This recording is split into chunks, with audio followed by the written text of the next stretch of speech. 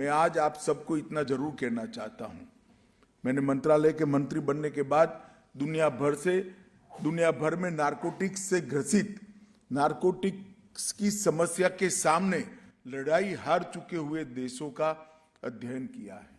कई देश हैं जिन्होंने गिव अप कर दिया है, कई देश हैं वो लड़ाई हार चुके हैं, मगर हम ऐसे जंतर पर है कि लड़ाई को आज भी हम जीत सकते हैं अगर लड़ते हैं तो।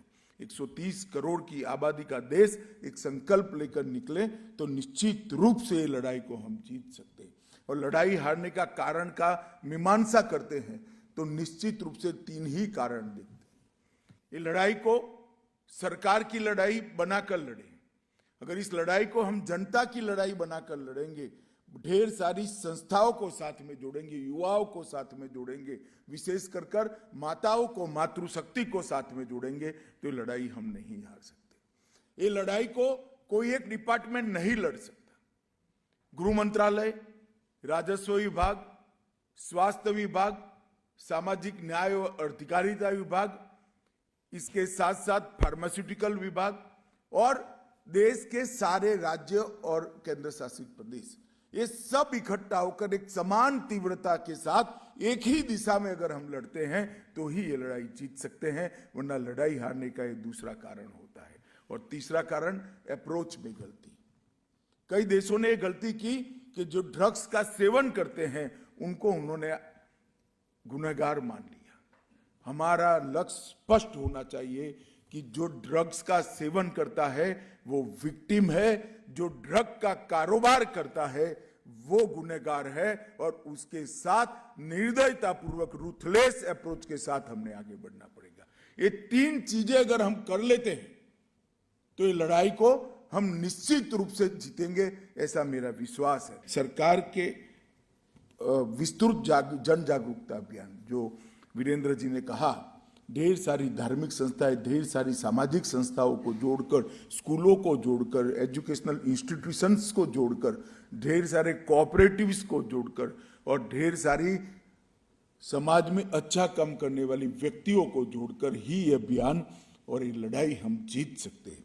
होल ऑफ गवर्नमेंट अप्रोच और टीम इंडिया के अप्रोच, ये दोनों एक साथ में लेना चाहिए। ये लड़ाई ऐसी है जिसको दलगत राजनीति और पॉलिटिकल आइडियोलॉजी से ऊपर उठकर लड़ना पड़ेगा। राज्यों में सरकार चाहे किसी भी पार्टी की हो, किसी भी विचारधारा की हो, जीरो टॉलरेंस के अप्रोच के साथ सभी राज्य सरकारों ने आगे बढ़ना पड़ेगा। और इस लड़ाई के अंदर जितने राज्य सरकारों के और केंद्र सरकार के विभाग समाहित हैं, सभी ने एक साथ काम करना पड़ेगा। मित्रों, हमने एक बात याद रखना चाहिए कि हमने टॉप टू बॉटम और बॉटम टू टॉप अप्रोच से इन्वेस्टिगेशन की दिशा में आगे बढ़ना।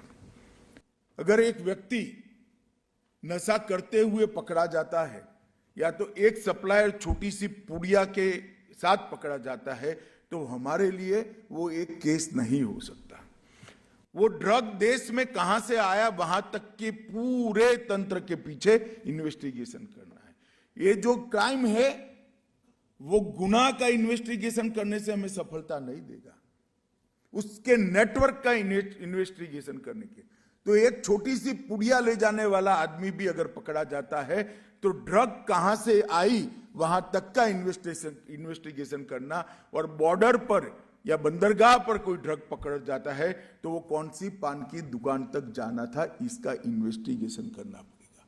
तो बॉटम टू टॉप और top to bottom investigation approach से ही हम सफल हो सकते हैं।